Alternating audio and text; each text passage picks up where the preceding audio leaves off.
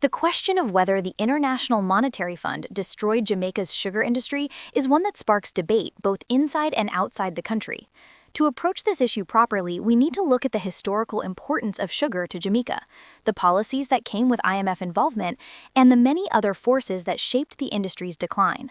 It is tempting to lay the blame entirely on the IMF, but the reality is far more complex. What is true, however, is that IMF policies did play a role in accelerating changes that weakened an already fragile sector. Sugar has been at the center of Jamaica's economy for centuries. From the colonial era, plantations and mills dominated the island's landscape, and the crop defined both the society and the economy. For much of the 19th and 20th centuries, sugar was one of the leading exports, employing thousands of workers and generating vital foreign exchange. In communities across the island, sugar estates provided not only jobs, but also housing, schools, and social services. This made the industry more than just an economic pillar. It was a way of life for many Jamaicans. By the mid-20th century, however, cracks had already begun to show. Global sugar prices were volatile, with periods of oversupply pushing prices below the cost of production. Competition came from countries like Brazil and Cuba, which could produce sugar more efficiently on larger scales. Jamaica's mills and equipment were aging. Productivity was low, and yields per acre lagged behind international standards. Natural disasters, soil exhaustion, and plant diseases also made farming unpredictable. These weaknesses were present long before the IMF became involved, but they set the stage for how IMF policies would impact the industry. The 1970s and 1980s brought severe economic challenges for Jamaica. Rising oil prices, falling export revenues, and growing debt pushed the country toward external borrowing. The IMF became a major player in Jamaica's economic policy during this period. In exchange for loans and stabilization packages, the IMF required the government to implement structural adjustment programs.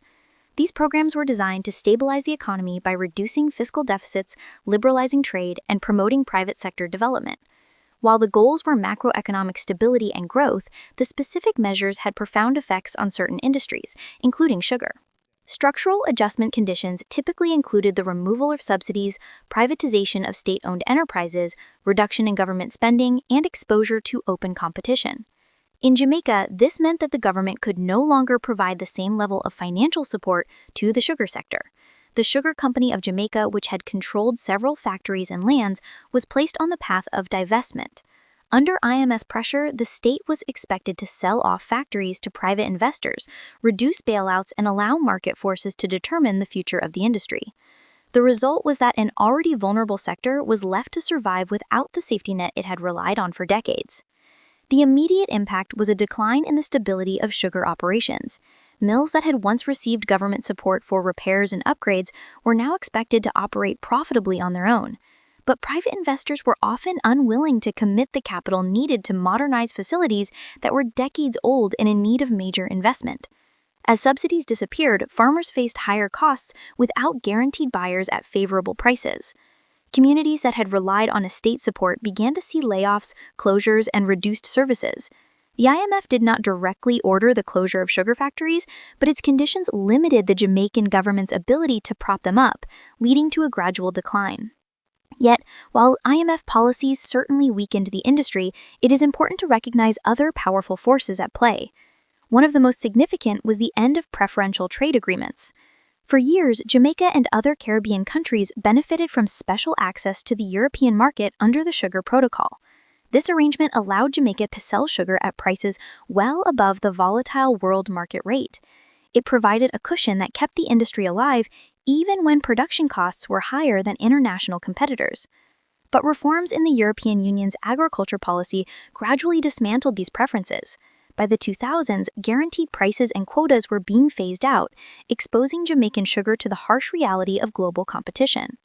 Without the preferential market, the industry lost one of its key lifelines. Global sugar dynamics also added to the pressure. Large producers like Brazil were able to achieve economies of scale, using modern equipment and large tracts of land to drive down costs. They also had the advantage of diversifying sugar into ethanol and other byproducts, making their industry more resilient. World sugar prices continued to fluctuate, often dipping below Jamaica's production costs. In such an environment, even with subsidies, it would have been difficult for Jamaica to remain competitive. Domestically, the sugar industry faced long-standing inefficiencies. Factories were outdated, cane yields were low, and transportation infrastructure was inadequate. Farmers often had difficulty delivering cane to factories in time, reducing sugar recovery rates. Many estates were fragmented and land use was inefficient. Labor disputes and management problems further hampered productivity. These were structural issues that no external organization created, though IMF policies did reduce the resources available to address them. Natural factors also played a role.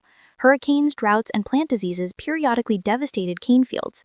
These events were unpredictable, but added another layer of vulnerability to an already struggling industry. When a bad crop year coincided with financial constraints and market shocks, the effects could be devastating. The combined result of these pressures was a steady decline.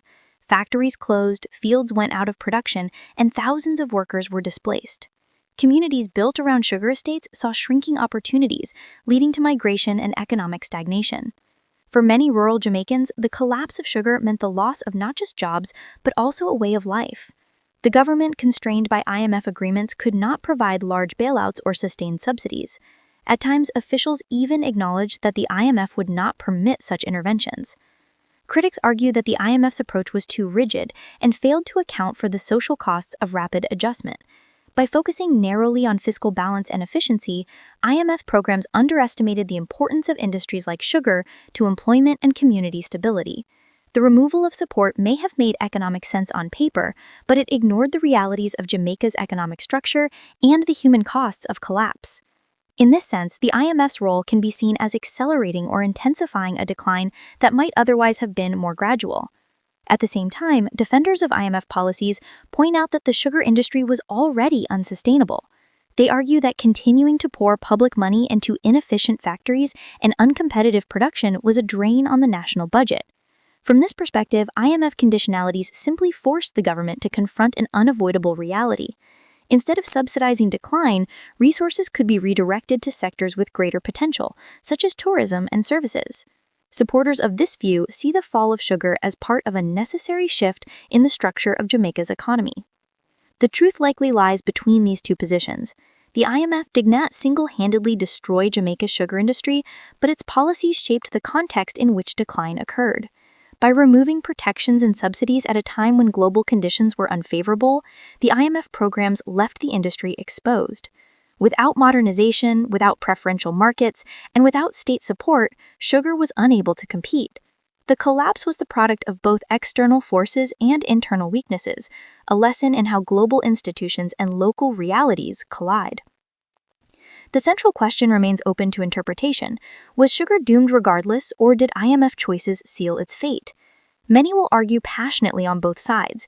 What is clear is that the decline of sugar reshaped Jamaica's economy and society in profound ways, leaving behind lessons that remain relevant today.